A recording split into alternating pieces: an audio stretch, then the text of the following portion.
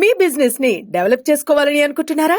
అయితే వెంటనే సంప్రదించవలసిన ఫోన్ నంబర్ 7729969299. నమస్కారం. కూటమి పాలనలో ప్రజలకి, మహిళలకి, యువతలకే కాదు, ఈ రోజున పోలీసులకు కూడా రక్షణ లేదని Vijayawada 2 town police station CI గారు అయినటువంటి చినకొండలరావు గారి సంఘటనే ఇందుకు నిదర్శనమని కూడా తెలియజేస్తా ఉన్నా.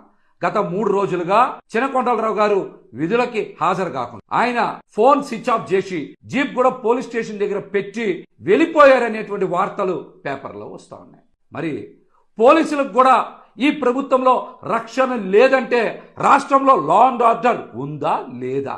అధికారం ఉందని అధికార గర్వంతో కూటమి పార్టీ ఎమ్మెల్యేలు ఇష్టానుసారం మీరు చెప్పినట్టు నడుచుకోవాలంటే మీరు ఉన్నది భారతదేశంలో అంబేద్కర్ గారు రాసిన రాజ్యాంగం అమలు చేసే దేశంలోనే మీరు గుర్తుపెట్టుకోవాలి. అంతేగాని మీ సొంత రాజ్యాంగాలు రాసుకొని మీరు ఇష్టానుసారం చట్టాన్ని అమలు చేయమంటే ఎవ్వరు కూడా ఉపేక్షించరు, ప్రజలు కూడా మీ మీద తిరగబడతారని హెచ్చరిస్తా. ఈ రోజున 2 టౌన్ సిఐ గారు అయినటువంటి చినకొండలరావు గారు చేసిన తప్పేంటి? హైకోర్టు ఉత్తర్వులను అమలు చేసి ఉన్నతాధికారుల సూచనల మేరకు వారి గైడ్ లైన్స్ ప్రకారం ఒక SC/ST కేసు పెడితే కృష్ణా జిల్లాలో ఒక ఎమ్మెల్యే ప్రజాప్రతినిధి ఇష్టానుసారం పోలీసు అధికారిని దూషిస్తే చినకొండలరావు గారు మనస్తాపానికి గురై ఈ రోజున విధులకు హాజరు కావట్లేదు అనేది పేపర్లో పెద్ద ఎత్తున వస్తా ఉంది. ఎవరు ఉత్తర్వులు అమలు చేయాలి? ఇంకా హైకోర్టు వారి ఉత్తర్వులను పోలీస్ శాఖ అమలు చేయకూడదా? ఉన్నతాధికారుల సూచనల మేరకు కేసులు నమోదు చేయకూడదా? మీకు చెప్పినట్టు చేయాలా? ఒక ప్రజాప్రతినిధి అయినంత మాత్రాన, మీరు ఒక ఎమ్మెల్యే అయినంత మాత్రాన, అధికారం ఉన్నంత మాత్రాన మీరు చెప్పినట్టు హైకోర్టు ఉత్తర్వులను బేఖాతరు చేయాలి, ఉన్నతాధికారుల సూచనల మేరకు పని చేయకూడదా? అంటే కూటమికి అధికారం ఉందని అహంకారంతో మీరు ఇష్టానుసారం లా అండ్ ఆర్డర్ ని మీ చేతిలో తీసుకునే హక్కు మీకు లేదు. ఈ ఘటన మీద హోంశాఖ మంత్రి అనిత గారు ఇంతవరకు ఎందుకు స్పందించలా? విజయవాడ నగర పోలీస్ కమిషనర్ గారు ఎందుకు స్పందించలా?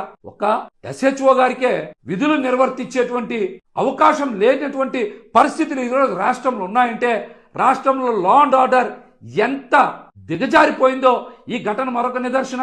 దీని మీద ఇంతవరకు విజయవాడ నగర పోలీస్ కమిషనర్ గారు ఎందుకు స్పందించాలా? ఇక్కడ ఉండేటువంటి స్థానిక ACP గారు కూడా లీవ్ పెట్టారు 2 వారాల పాటు అని మరి పేపర్లో కూడా ప్రకటించినట్టు ఈనాడు పేపర్లో వచ్చింది. నిజంగా ఆయన గనక లీవ్ పెట్టి మీకు ముందే చెప్పి అనుమతి తీసుకొని ఉంటే వేరే స్టేషన్ సిఐ గారిని ఇక్కడ ఇన్ఛార్జ్ కింద వేసేవాళ్ళు కదా. 3-4 రోజుల నుంచి ఇక్కడ మీరు ఇన్ఛార్జిని కూడా 2 టౌన్ పోలీస్ స్టేషన్ ఇన్ఛార్జిని కూడా నియమించలేదంటే సిఐ గారు మనస్తాపం చెంది ప్రజాప్రతినిధి ఇష్టం వచ్చినట్టు దూషించబట్టే ఆయన చెప్పా పెట్టకుండా వెళ్ళిపోయారని, ఫోన్ స్విచ్ ఆఫ్ చేశారని, జీప్ ఇక్కడ వదిలేశారని వాస్తవ పరిస్థితులు ప్రజలకు అర్థమవుతున్నాయి కదా. దీన్ని కప్పిపెట్టే ప్రయత్నం ఎందుకు చేస్తా ఉన్నారు? ప్రజలకు కష్టం వస్తే పోలీసు వారి దగ్గరికి వస్తాం, పోలీసు వారికి కష్టం వస్తే ప్రభుత్వం దగ్గరికి వెళ్తారు. అట్లాంటి ప్రభుత్వమే ఇంత నిర్దాక్షిణ్యంగా అధికారం ఉందని ప్రవర్తిస్తే రాష్ట్రంలో ఇంకా లా అండ్ ఆర్డర్ అమలు చేసే పరిస్థితులు ఉంటాయా? చెప్పండి. ఇది కూటమి ప్రభుత్వ వైఫల్యం కాదా? దీనికి బాధ్యత ఎవరు తీసుకుంటారు? ముఖ్యమంత్రి చంద్రబాబు నాయుడు గారు తీసుకుంటారా? ఉప ముఖ్యమంత్రి పవన్ కళ్యాణ్ గారు తీసుకుంటారా? హోంశాఖ మంత్రి అనిత గారు తీసుకుంటారా? లేకపోతే నగర కమిషనర్ అయినటువంటి పోలీస్ కమిషనర్ గారు తీసుకుంటారా? మీరు సమాధానం చెప్పాలి కదా. 4 రోజుల నుంచి ఒక స్టేషన్ హౌస్ ఆఫీసర్ అందుబాటులో లేకపోతే ప్రజలకు ఇబ్బంది కాదా?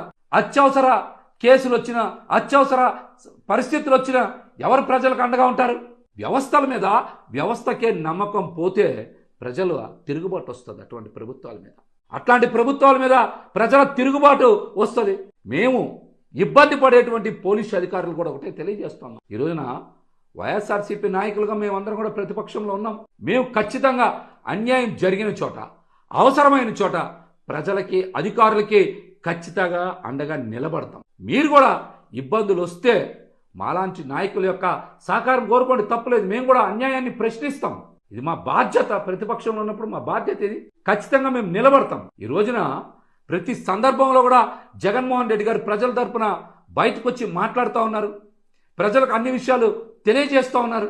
కాబట్టి ఖచ్చితంగా ఎటువంటి అధికారులకైనా, ప్రజలకైనా ఇబ్బందులు వస్తే మేము ఖచ్చితంగా అండగా నిలబడతాం.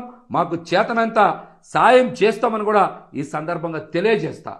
విజయవాడ నగర పోలీస్ కమిషనర్ గారు తక్షణమే ఈ ఘటన మీద దృష్టి సారించాలి, ఈ సమస్యకి పరిష్కారం చూపాలి. మీరు కూడా ఈ రోజున ప్రజాప్రతినిధులను హెచ్చరించే పరిస్థితిలో ఉన్నారు.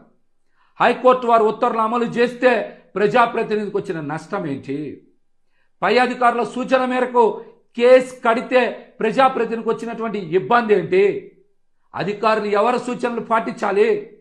ఇట్లాంటి ఘటనల మీద మీరు ఖచ్చితంగా ప్రజలకి, అధికారులకు కూడా మీరు వివరణ ఇచ్చుకోవాల్సినటువంటి పరిస్థితి ఉందని కూడా ఈ సందర్భంగా తెలియజేస్తా. మీరు వీలైనంత వేగంగా తక్షణమే ఈ సమస్యకి పరిష్కారం చూపాలి. టూ టౌన్ పోలీస్ స్టేషన్లో వెంటనే ఎస్హెచ్ఓ గారు విధులకు హాజరయ్యేలా చూడండి. లేకపోతే మీరు ప్రత్యామ్నాయం చూడాలని కూడా ఈ సందర్భంగా మేమైతే కోరుతా ఉన్నాం.